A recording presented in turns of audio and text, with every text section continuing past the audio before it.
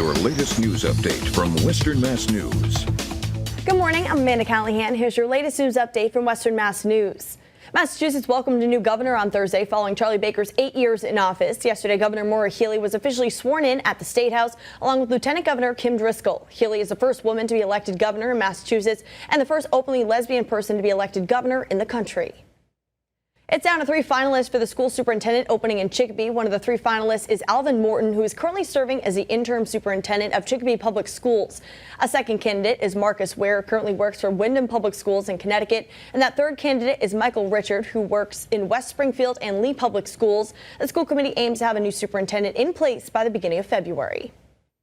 Across the state in Connecticut, lawmakers are mourning the death of a colleague. Representative Quentin Q. Williams died in a car crash in Cromwell around midnight Thursday. The 39-year-old was on his way home from the governor's inaugural ball in Hartford when that crash took place. He was one of 2 people killed. Governor Ned Lamont ordered flags to be flown at half staff on Thursday. All right, it's the first alert weather day today with the rain and the snow that's coming down across western Mass. It probably won't come to an end until mid to late afternoon. In the valley, it's primarily been rain, but we're kind of going back and forth here, so we'll pick up not much to maybe about an inch, mainly on grassy surfaces.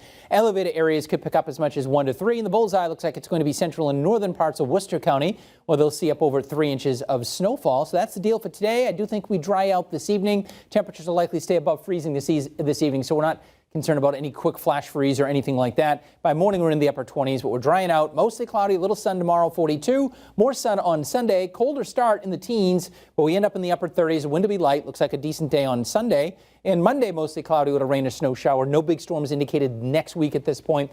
No deep Arctic cold either. Temperatures in the 30s and lower 40s. Have a great day, everybody.